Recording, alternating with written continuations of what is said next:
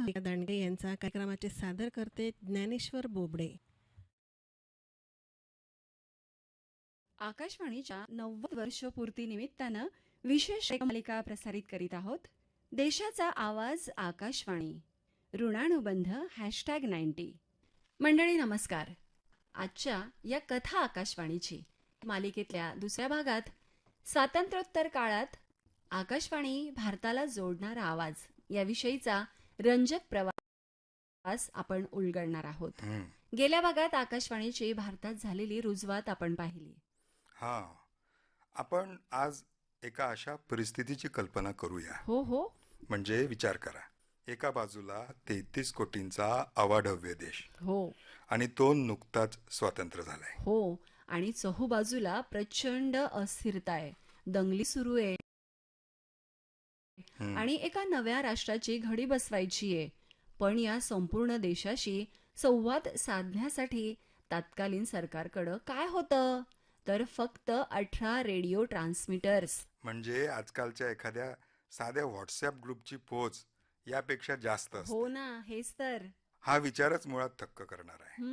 कारण आपण आज माहितीच्या महाजालामध्ये जगतोय. हो. पण 1947च्या त्या काळात जेव्हा इंटरनेट सोडाच, पण साधं टेलिफोनही नव्हते हो. दुर्मिळ होतं तेव्हा, एकदम काही साधनं नव्हती हो. तेव्हा एवढ्या मोठ्या लोकसंख्येपर्यंत पोहोचणं हे केवळ इंजिनिअरिंगचं आव्हान नव्हतं. हो ना. ते एक देशाचं अस्तित्व टिकवण्याचं आव्हान होतं. हो ना, म्हणूनच आज आपण या ऐतिहासिक मॅन्युअलवर म्हणजे Akashvani the architect of a rejected nation आणि काही जुन्या ऐतिहासिक नोंदींवर प्रकाश टाकणार आहोत. आपण पाहणार आहोत की संवादाची प्रगत साधनं नसतानाही या देशानं स्वतःला एका धाग्यात कसं बांधलं ते. हा केवळ जुन्या मशीन्सचा इतिहास नाहीये बरं. नाहीच, मुळे ती एका संवाद क्रांतीची कथा आहे. पण ही सुरुवात कुठून झाली हे समजण्यासाठी आपल्याला 15 ऑगस्ट 1947च्या वास्तवाकडे जावं लागेल. नक्की परिस्थिती काय होती तेव्हा? परिस्थिती खरं सांगायला गेलं तर अत्यंत बिकट होती. हो ना. आकाशवाणीच्या अधिकृत नोंदी बघितल्या तर त्या 33 कोटी देशाच्या आकाशवाणीकडे फक्त 6 केंद्र होती. फक्त 6? हो. दिल्ली, बॉम्बे म्हणजे आताचं मुंबई, कलकत्ता, मद्रास, लखनौ आणि तिरुची. आणि तुम्ही मगाशी म्हणलात ना, ट्रान्समीटर्स फक्त 18 होते. हो ना. याचं प्रमाण वाढलं तर देशाच्या एकूण भौगोलिक क्षेत्रांपैकी केवळ 2.5% क्षेत्रावर आणि 11% लोकसंख्येवर या रेडिओ लहरी पोहोचत होत्या. म्हणजे जवळपास 90% देश या यंत्रणेच्या पूर्णपणे बाहेर होता. हो. पण मग रेडिओ सेटचं काय? लोकांकडे रेडिओ तरी होते का हो तेव्हा? तोच तर खरा प्रश्न होता. संपूर्ण देशात त्यावेळी फक्त 2.25 लाख रेडिओ सेट्सची नोंदणी होती. अच्छा. आणि त्यातली बहुतांश उपकरणं ही शहरातील उच्चभ्रू किंवा मध्यम वर्गीयांकडे होती. हो. खेड्यापाड्यामध्ये रेडिओ ही दुर्मिळ वस्तू होती. हो ना. पण यामागे काहीतरी कारण असेलच ना? हो. यामाग एक फार मोठं ऐतिहासिक आणि राजकीय कारण दडलंय. कोणतं ते? ते म्हणजे फाळणीचा फटका. फाळणीमुळे जमिनीचे तुकडे झाले, लोक विस्थापित झाले, हे आपण नेहमीच वाचतो. पण या रेडिओ यंत्रणेवर त्याचा काय परिणाम झाला होता बरं? फाळणीचा पायाभूत सुविधांवरती झालेला परिणाम भयानक होता बरं. हो का? जेव्हा विभाजन झालं होतं तेव्हा आकाशवाणीची 3 अत्यंत महत्वाची आणि सुसज्ज केंद्र पाकिस्तानात गेली. अच्छा. ती कोणती केंद्र? पेशावर, लाहोर आणि ढाका. हो का? विशेषतः लाहोरचं केंद्र हे त्या काळामध्ये बर का सांस्कृतिक आणि तांत्रिक दृष्ट्या खूप प्रगत मानलं जायचं. अरे रे रे. ही केंद्रे गेल्यामुळे भारताची आधीच कमकुवत झालेली यंत्रणा अक्षरशः पंगू झाली होती. अरे बापरे. हे ऐकल्यावर एक गोष्ट प्रकर्षानं जाणवते. म्हणजे एका बाजूला लाखो निर्वासित भारतात येत होते, दंगली पेटलेल्या होत्या. हो.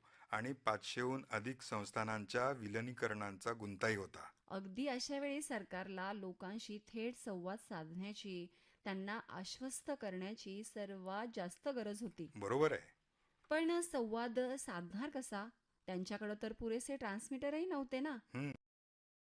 उरलेल्या या 6 केंद्रांवरून त्यांनी उर्वरित भारताशी कसा संपर्क साधला असेल बरं? इथेच खऱ्या अर्थानं तांत्रिक कसरतीला आणि जुगाडाला सुरुवात होते. हो हो. ते आहे. तेव्हा जे नेटवर्क शिल्लक होतं हं, ते प्रामुख्यानं शहरी भागांपुरतं मर्यादित हो होतं. ना. या 6 शहरांमध्ये हं, आणि त्यांच्या अगदी जवळच्या परिसरासाठी मीडियम वेव्ह हो. हे तंत्रज्ञान वापरलं जातं. अच्छा, म्हणजे हे मीडियम वेव्ह तंत्रज्ञान म्हणजे नक्की काय बरं? मीडियम वेव्ह म्हणजे काय, आता आपलं जळगाव आकाशवाणी पण मीडियम वेव्ह वरती आहे, हो, है ना? हो ना. मीडियम वेव्ह म्हणजे मुख्य फायदा असा हं, की त्यात आवाजाची गुणवत्ता जी आहे ना हं, हं. ती अतिशय स्पष्ट, हो का? अगदी सुस्पष्ट ऐकू येतो. अच्छा, म्हणजे त्यात क्लॅरिटी असते ना? हो, हं, पण अडचण ही आहे की या लहरी जमिनीलगत प्रवास करतात. बरं. त्यामुळं त्यांचा पल्ला खूप मर्यादित असतो. म्हणजे त्या दूरवर जात नाही का? नाही, जसं जसं त्या ट्रान्समीटर पासून दूर जाता हं, किंवा एखादा डोंगर आला, हां, उंच हां. इमारत आली, बरं. तर त्याची ताकद मात्र कमी होते. हं. एका शहरासाठी हे ठीक होतं, पण विशाल भारतासाठी कसं? पण मग खेड्यापाड्यांसाठी काय? जिथे रस्तेही धड पोहोचलेले नव्हते, हं, तिथं हा आवाज कसा पोहोचवला गेला मग? सरकारला तर अगदी शेवटच्या माणसापर्यंत पोहोचायचं होतं ना? हां, त्यासाठी त्यांनी दुसरा मार्ग निवडला बरं का, कोणता? जो होता शॉर्ट वेव्ह हं, म्हणजे SW. बरं. मीडियम वेव्ह आणि शॉर्ट वेव्ह हं, असे 2 पद्धतीने आपलं प्रसारण होतं. म्हणजे कसं? या लहरी जमिनीलगत प्रवास करत नाहीत, बरं. त्या आकाशाच्या मार्गाने सोडल्या जातात. हो का?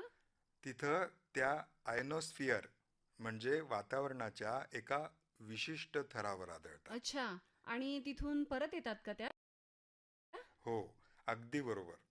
तिथून परावर्तित होऊन हं. त्या पुन्हा जमिनीवरती हजारो किलोमीटर दूर पसरतात. हे थोडं समजायला कठीण जातंय. म्हणजे हे लहरींना थेट न पाठवता आकाशात फेकून परत खाली आणण्यासारखं आहे का? हो, थोडक्यात तसंच. हं, तुम्ही एखाद्या बंद खोलीमध्ये रबरी चेंडू जमिनीवर मारा, हं. तो थेट छतावर मारला, आणि तो उसळून दुसऱ्या कोपऱ्यात जाऊन पडला. अगदी तसाच प्रकार आहे. हं, यामुळं एका या ठिकाणावरून समजा दिल्लीहून हजारो किलोमीटरवरून दूर असलेल्या एखाद्या गावापर्यंत कव्हरेज देता येतं. हं, हं. मध्ये डोंगर असले तरी पण त्याला काही फरक पडत नाही. अरे वा, हे तर मग खूपच सोयीचं होऊन गेलं. मग त्यांनी सगळीकडे शॉर्ट वेव्हचाच वापर का नाही केला? कारण त्यात एक मोठी तांत्रिक तूट होती. कुठली? वातावरणातील बदलांचा या लहरींवर खूप परिणाम होतो. हो का? त्यामुळे शॉर्ट वेव्हवर आवाज नेहमी खरखरीत खरखरीत येतो. अच्छा, म्हणजे स्टॅटिक किंवा नॉईज खूप असतो का? हो, शिवाय हा रेडिओ ऐकण्यासाठी विशेष रिसिव्हर्सची गरज असते, बरं. जे सामान्य लोकांकडे सहजासहजी उपलब्ध नव्हते. पण मग प्रश्न असा उभा राहतो की ज्या तंत्रज्ञानात आवाजाची गुणवत्ता इतकी खराब होती, हं, त्याचाच वापर करण्यावर तात्कालीन सरकारनं का भर दिला असावा बरं? ते सर्वत्र मीडियम वेव्हचे छोटे छोटे टावर्स उभारू शकले असते ना. नाही, ते हं, शक्य नव्हतं, कारण तसे टॉवर्स उभारण्यासाठी प्रचंड पैसा, वेळ आणि बरं. तांत्रिक मनुष्यबळ पण लागतं. तेही आहेच ते म्हणावं. भारताकडे नव्हतं हो ना, हो ना, आणि साक्षरतेचं प्रमाण नगण्य होतं ना आपल्याकडे. हो ना. त्यामुळे सरकार छापील माध्यमातून लोकांपर्यंत पोहोचू शकत नव्हतं. हं. त्यामुळे टीव्ही तर अस्तित्वातच नव्हता. नाही, अगदी बरोबर. रेडिओ एकमेव होतं. हो. अशा वेळी खराब आवाज का होईना, हं. पण देशाच्या कानाकोपऱ्यापर्यंत आवाज पोहोचवणं हं, हं. शॉर्टवेव्ह हे एकमेव साधन होतं. म्हणजे विचार करा, तत्कालीन सरकारनं एका नाजूक अवस्थेत असलेल्या देशाचा कारभार अशा एका रेडिओ यंत्रणेवर अवलंबून ठेवला, जिची गुणवत्ता स्थिर नव्हती, हेच ना म्हणायचंय? हा, एका खराब इंटरनेट कनेक्शनवर देशाचा गाडा हाकण्यासारखंच हं. होतं हे. अगदी जिथं आवाज सारखा खट होतोय, त्यावर संपूर्ण देशाचं भविष्य ठरण्यासारखं हेच झालं ना? होय, पण तो खराब संपर्क ही पूर्णपणे तुटले अवस्थेपेक्षा खूप मौल्यवान होता. हं, तिथे प्रश्न फक्त माहिती देण्याचा नव्हता, बरं. तर लोकांमध्ये विश्वास निर्माण करण्याचा हो, होता. हो. याच गरजेतून एका अभूतपूर्व हं, विस्ताराची सुरुवात झाली. बरं. केवळ संकटांवर मात करून सरकार थांबलं नाही. हं, हं, तत्कालीन पंतप्रधान पंडित जवाहरलाल नेहरू हं. यांच्यासारख्या नेत्यांनी या माध्यमाचं महत्त्व ओळखलं हो. आणि अतिशय वेगानं विस्तार सुरू झाला. हा विस्तार खरोखरच चक्रावून टाकणारा आहे बरं का. मॅन्युअलमधील नोंदीनुसार जेव्हा संस्थानांचं भारतात विलिनीकरण झालं, तेव्हा तिथली 5 नवी केंद्र आकाशवाणीत समाविष्ट करण्यात आली. हम्म, पण तिथून पुढं त्यांनी जी झेप घेतली ती अकल्पनीय होती. बरोबर. फक्त 6 केंद्रांवरून सुरू झालेला हा प्रवास अल्पावधीतच 91 प्रसारण केंद्र आणि 167 ट्रान्समीटरच्या जाळ्यापर्यंत पोहोचला. याचा परिणाम बघा. हं, ज्या देशात सुरुवातीला केवळ 2.5% कव्हरेज होतं, हो. तिथं हा विस्तार झाल्यानंतर देशाच्या 90% लोकांपर्यंत हं. आणि 80% भौगोलिक क्षेत्रावरती आकाशवाणी आपली पोहोचली. बापरे, 90%? हो, हा केवळ आकड्यांचा खेळ नाही बरं. हं? हे एक प्रचंड मोठं लॉजिस्टिक आव्हान होतं. हो, कारण हे ट्रान्समीटर्स फक्त शहरात नव्हते. हे वेव्हज थेट लेह आणि तवांग सारख्या अति दुर्गम पर्वतीय प्रदेशांपासून ते अगदी अंदमान निकोबारच्या बेटांपर्यंत पोहोचले होते. बरोबर. मला नेहमी प्रश्न पडतो की जिथं साधे रस्तेही नव्हते, तिथं त्यांनी ही जड मशीन्स कशी पोहोचवली असेल बरं? हे खरंच एक मोठं इंजिनिअरिंग यश आहे. हं? बऱ्याचदा हे साहित्य बैलगाड्यांमधून, बापरे, कधी प्राण्यांच्या पाठीवरून, हो का? तर कधी माणसांच्या खांद्यावरून वाहून नेलं गेलं. खरंच हं? सलामी त्यांच्या या जिद्दीला. हो ना, दुर्गम भागामध्ये वीज नव्हती. हो ना. तिथं डिझेल जनरेटरवरती ट्रान्समीटर चालवले गेले. हं, हं. पण या सगळ्यातून त्यांनी जो साध्य केला हं? तो केवळ तांत्रिक विस्तार नव्हता बरं का. हां. ती खऱ्या अर्थानं एक समाजशास्त्रीय क्रांती होती. बघा, हं. लोकशाहीमध्ये प्रत्येक नागरिकाला आपण या देशाच्या प्रक्रियेचा भाग आहोत हे वाटणं अत्यंत आवश्यक आहे. हो, बरोबर तुमचं. भारतासारख्या देशात जिथं दर काही कोसांवरती भाषा बदलते, हो ना. तिथे साक्षरतेअभावी छापील शब्द निरुपयोगी होतात. हं, हं. अशा वेळी या लोकांना त्यांच्याच भाषेमध्ये, हं. त्यांच्या बोलीमध्ये बोलणारं कोणीतरी हवं होतं. बरोबर. आणि हे ऐकताना माझ्या डोळ्यांसमोर एक चित्र उभं राहतंय. हम्म, विचार करा, एखाद्या अति दुर्गम गावातल्या अशिक्षित शेतकऱ्यानं किंवा आदिवासी बांधवानं ज्याने कधी शहर पाहिलं हं, हं. नाहीये, अगदी त्याने जेव्हा पहिल्यांदाच त्या लाकडी डब्यातून म्हणजे रेडिओतून स्वतःच्या बोलीभाषेत कोणाला तरी बोलताना ऐकलं असेल, तेव्हा त्याला काय वाटलं असेल बरं? ती तर त्याच्या अस्तित्वाची दखल असेल ना. नक्कीच, नक्कीच. ती एखादी जादूच असेल. पण त्याही पेक्षा महत्वाचं म्हणजे हा तो अदृश्य धागा होता, जो त्या माणसाला एका मोठ्या राष्ट्राशी जोडत होता. हो, त्याला जाणीव करून देत होता हं, हं. की जो या नव्या भारताचा नागरिक आहे. हो ना. पण जर प्रशासकीय बाजू पाहिली हं. तर हे भाषिक वैविध्य सांभाळणं हे कोणत्याही सिस्टीमला भयानक ठरू शकलं असतं. हं. होय, तर जर फक्त दिल्लीतूनच इंग्रजी किंवा हिंदीमध्ये प्रसारण झालं असतं हां, हां. तर दक्षिण भारतातल्या किंवा ईशान्य भारतातल्या लोकांना ते अजिबातच समजलं नसतं. अगदी नेमका हाच धोका टाळण्यासाठी आकाशवाणीनं जी प्रशासकीय आणि तांत्रिक रचना केली हं. ती या विश्लेषणाचा गाभा आहे. हो का? एवढी गुंतागुंतीची माहिती हं. एकाच वेळी कशी पोचवायची, बरं.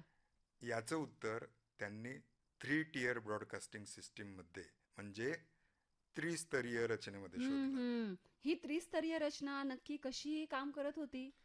त्यांनी 3 स्तर बनवले होते. हं, बरं. एक राष्ट्रीय पातळी, हो.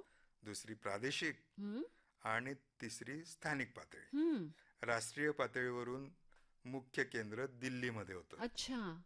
इथून संपूर्ण देशासाठी समान माहिती प्रसारण हो, होत होती. हो. जसं की आंतरराष्ट्रीय घडामोडी, हं. संसदेमधले हो. निर्णय. म्हणजे हा पहिला स्तर. मग दुसरा स्तर? दुसरा स्तर म्हणजे प्रादेशिक केंद्र. बरं. ही राज्यांच्या राजधान्यांमध्ये उभारली गेली. हो का? या केंद्रांचं काम होतं दिल्लीहून येणाऱ्या बातम्या हं, त्या घ्यायच्या बरं. आणि त्याचबरोबर त्या राज्यापुरत्या मर्यादित असलेल्या घडामोडी हं, आणि तिथल्या मुख्य भाषेतील कार्यक्रम प्रसारित करायचे. हं. आणि तिसरा स्तर म्हणजे थेट खेड्यापाड्यांपर्यंत पोहोचणारा, बरोबर ना? होय, स्थानिक केंद्र ही केंद्र म्हणजे अगदी छोट्या जिल्ह्यांमध्ये होती. हं, हं. आपलं जळगाव पण छोट्या जिल्ह्यामध्येच यायचं हो, पूर्वी. हो. यांचा उद्देश हा होता हं, की तिथल्या स्थानिक बोलीभाषेत हं, शेतकऱ्यांसाठी हवामानाचा अंदाज हं. आणि शेतीविषयक सल्ले. एक मिनिट, एक मिनिट. तुम्ही ज्या प्रकारे ही ही जी त्रिस्तरीय रचना सांगताय ना, ते ऐकून मला एका गोष्टीची आठवण येतीये. हं? म्हणजे असं वाटतंय ना, की हे सगळं आजच्या आधुनिक इंटरनेटच्या आर्किटेक्चर सारखं होतं का? अरे वा, हा तर रंजक दृष्टिकोन आहे. हं, हं. तुम्ही हे इंटरनेटच्या रचनेशी कसं जोडताय? बघा, म्हणजे इंटरनेट कसं काम करतं? तिथं एक महाकाय सेंट्रल सर्व्हर असतो, हं, जिथून मुख्य डेटा सर्वत्र जातो. हं. आकाशवाणीची जी राष्ट्रीय पातळी होती, ती एखाद्या सेंट्रल सर्व्हर सारखीच तर काम करत होती ना. बरोबर आहे. हं. आणि मग प्रादेशिक पातळी. इंटरनेटमध्ये सेंट्रल सर्व्हर नंतर हब्स येतात. हो, ते विशिष्ट क्षेत्रासाठी डेटा घेतात हो ना. आणि वितरित करतात. बरोबर. आकाशवाणीची प्रादेशिक केंद्र हेच करत होती. हं. ती दिल्लीचा डेटा घ्यायची, हो. त्यात आपला डेटा प्रादेशिक डेटा मिसळायची हं. आणि राज्यभर पसरवायची. आणि इंटरनेटच्या तिसऱ्या टप्प्याशी तुम्ही स्थानिक पातळीची तुलना करताय मग. अगदी हं. इंटरनेटच्या भाषेमध्ये त्याला लोकल एज नेटवर्क असं म्हणतात, हां. जे थेट तुमच्या आमच्या घरातल्या राउटर पर्यंत पोहोचतं. अगदी. आकाशवाणीची स्थानिक केंद्र हेच तर करत होती. हं. म्हणजे इंटरनेट अस्तित्वात येण्याच्या कित्येक दशकाआधीच हं. भारतानं एका तोकड्या रेडिओ नेटवर्कवर इंटरनेटचं हार्डवेअर मॉडेल तयार केलं होतं. ही खरोखरच एक सुंदर तुलना आहे बरं का. कारण या रचनेमागील मूळ तत्व तेच होतं. माहितीचं विकेंद्रीकरण. बरोबर. या रचनेत सर्वात मोठं यश हे होतं की तिनं विविधतेत एकता हे तत्व तांत्रिक पातळीवर प्रत्यक्षात उतरवलं. खरंच की हं, जर सगळ्या गोष्टी फक्त दिल्लीतूनच नियंत्रित करायच्या झाल्या हं. तर राज्यांनी बंड पुकारलं असतं ना. हो, नक्कीच. फक्त स्थानिक गोष्टींना महत्त्व दिलं असतं हो. तर एक संध भारताची भावना कशी निर्माण झाली असती. हे सगळं ऐकताना खरंच अंगावर काटा येतो. हो. स्वातंत्र्याच्या वेळी केवळ 6 केंद्र, मोडकळीस आलेली यंत्रणा, तिथून 90% लोकसंख्येपर्यंत पोहोचलेलं हे विशाल नेटवर्क. म्हणूनच आपण या नोंदींचा केवळ तांत्रिक इतिहास म्हणून अभ्यास करू शकत नाही. हं. आज आपण खिशातून फोन काढतो हो, आणि एका सेकंदात माहिती मिळवतो. हो ना, बरोबर. त्यामुळं आपल्याला या पायाभूत सुविधांचं महत्त्व सहजासहजी लक्षात येत नाही बरं का. आकाशवाणीनं त्या काळात एका साध्या लाकडी पेटीतून आणि खरखरीत आवाजातून 30 कोटीहून अधिक लोकांना एकत्र जोडलं. त्यांनी एका एकसंध राष्ट्राची निर्मिती केली. तो रेडिओचा एक आवाज होता, जो संपूर्ण देशाला एका सूत्रात बांधत होता. एका अत्यंत तोकड्या यंत्रणेनं संवादाचा असा भक्कम पाया रचला, हो. ज्यानं देशाला एकत्र आणलं. हं. आज तंत्रज्ञानाचा महापूर आहे, हो. पण आपण त्यातून काय साध्य करतो आहोत हं. हा प्रश्न मागे उरतोच ना. हो ना. श्रोत्यांसाठी सुद्धा मग आपण प्रश्न मागे ठेवून आजचा हा दुसरा भाग इथेच थांबवूया. श्रोते हो, तत्पूर्वी ऐकूया आकाशवाणीचे 90 वर्षांचे श्रोते दलिचंद ओसवाल यांचं मनोगत. मित्रांनो, मला तसा दलूभाऊ जैन म्हणतात किंवा दलिचंद ओसवालही म्हणतात. मी 1951ला मॅट्रिक पास झालो आणि आम्ही जैन बोर्डिंगमध्ये होतो जळगावच्या. तर बुधवारी त्यावेळेला 3 खंदी लादादा सुभाष चौक म्हणतात, तिथे चौरसियांची एक पान दुकान होती, तिथे रेडिओ होता. त्या रेडिओमध्ये बुधवारी हमखास करून सगळ्यांचे गीतं लागायचे तुमच्या, आणि ते गीत फार आवडायचे. तर सगळं तिथे गर्दी होऊन आम्ही ते आनंदाने ऐकतो. सारखे जीत अशांचे गाणे, सगळे सिनेमाचे गाणे लागायचे त्यावेळेला आणि आनंद घ्यायचा. त्यावेळेला इतरत्र कुठेच काही मिळायचं नाही ऐकायला, पण आपल्या आकाशवाणीच्या मुळे किंवा अमीन सयानी साहेबांच्या मुळे दर बुधवारी सिनेमाचे गाणे लागायचे, ते ऐकायला आम्ही सुभाष चौक आता म्हणतात, तिथे चौरश्यांची पानची दुकान होती, तिथे आम्ही ऐकायचो आणि खूप आनंद घ्यायचा. एज्युकेशन संपल्यानंतर मी मुंबईला नोकरीला लागलो आणि मुंबईला नोकरीला लागून घाटकोपरला राहत होतो आणि त्यात आमचे भाऊ भवरलालजी ते सुद्धा माझ्याकडे शिक्षणाकरता आले. आम्हाला दोघांना ते रेडिओचं फार हे होतं, तर आम्ही घाटकोपरला राहत होतो. तर तिथे एक जळगावकडच्याच माणसाचं दुकान होतं. आम्ही फिरून फिरून HMV हा रेडिओ घेतला आणि तेही मला 5 बँडचा पाहिजे होता, असं पाहिजे होता. तर ते सगळे आम्ही सिलेक्ट करता करता 2 महिने लागले, पण आम्ही घेतला तोच. आणि इन्सिडेंटली रेडिओवाले होते ते आमच्या जळगाव जिल्ह्यातलेच होते, त्यामुळे आम्हाला तो फार एक मोठा अभिमानही वाटला आणि एक चांगले रेडिओ घेतला. त्याच्यानंतर काही 1-2 वर्षांनीच ट्रान्झिस्टर्स आलेत. नॅशनल ट्रान्झिस्टर घेतला आम्ही भाऊ करतात, कारण भवरलालजींच्या त्यावेळेला सोयरीक होणार होती. त्या सोयरीकमध्ये आपल्याला काहीतरी मोठं दिसायला पाहिजे. वाकोदला खेड्यागावात आहे, साला क्या बात आहे, काय काय घेऊन आले, असं एक हे असतं माणसाला, की ते ऐकायला किंवा ते करायला माणसाचं मन दुधासारखं असतं एकदम. तर ते आणलं आणि त्याच्यानंतर सगळेच मग गोष्टी होत गेल्या.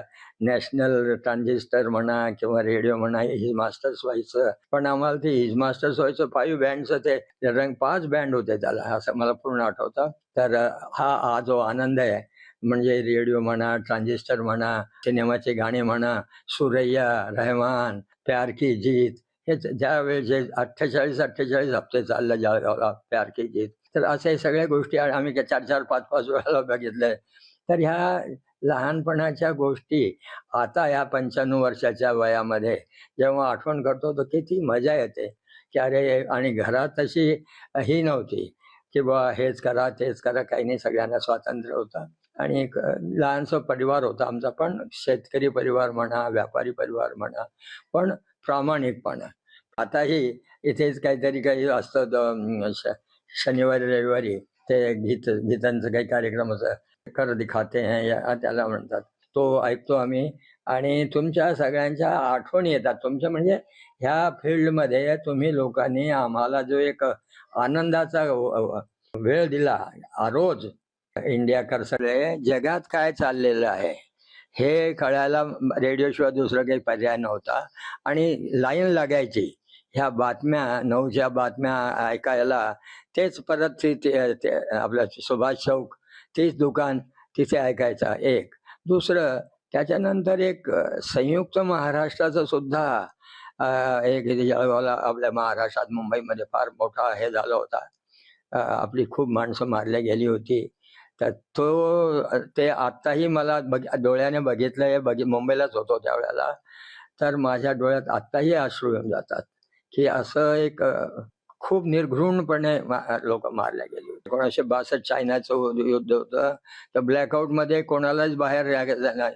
त्या जरा आश्चर्य वाटायचा, ब्लॅक व्हाईट कधी बघितलं नव्हतं. तर रात्रभर अंधार अंधार अंधार.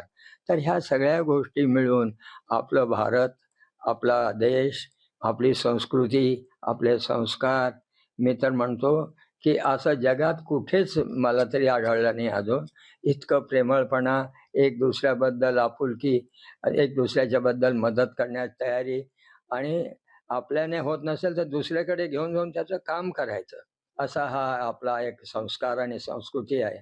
मी खरोखर मनापासून धन्यवाद देतो आणि स्वतःला मी भाग्यवान समजतो की इतके वर्ष ह्या गोष्टी बघून काही करता येईल का, करता न झाली. त्यावेळेला मी नोकरीला होतो, कुर्ल्याला आलो होतो, डोंबिवलीला राहत होतो. आणि डोंबिवलीहून कुर्ल्याला आलो आणि संयुक्त महाराष्ट्राच्या निमित्ताने तिथे फ्लोरा आपल्या चर्चगेटजवळ कितीतरी लोक मारल्या गेली. आणि त्या निमित्ताने मग पूर्ण मुंबई हे झालेली होती. आणि मग मला घरी जायला, मी कुर्ल्याला आलेलो आहे, घरी जायचं कसं, रेल्वे ट्रॅकने गेलो. तर त्या ट्रॅकने दगड, ज्या रेल्वेचे दगड असताना ते इकडून तिकडे मारामारी चालायचे. आता मी गेलो आणि त्या घरी पोहोचलो रात्री 4 वाजेला. तिथेही मला अटकवलं होतं. त्या बोगदे ना 2 मुंबई ते जळगावला येणाऱ्या बोगद्यामध्ये त्या मिलिटरी होती. मग त्यांच्या पाया पडलो, हे केलं. श्रोते हो, आत्ताच आपण आकाशवाणीच्या 90 वर्षापूर्तीनिमित्त मालिका देशाचा आवाज आकाशवाणी ऋणानुबंध #90 हा कार्यक्रम ऐकलात. लेखक किशोर कुलकर्णी, लेखकासह सहभाग सारिका दांडगे यांचा. कार्यक्रमाचे सादर करते ज्ञानेश्वर बोबडे. आकाशवाणीचं हे सुवर्ण महोत्सवी जळगाव केंद्र आहे.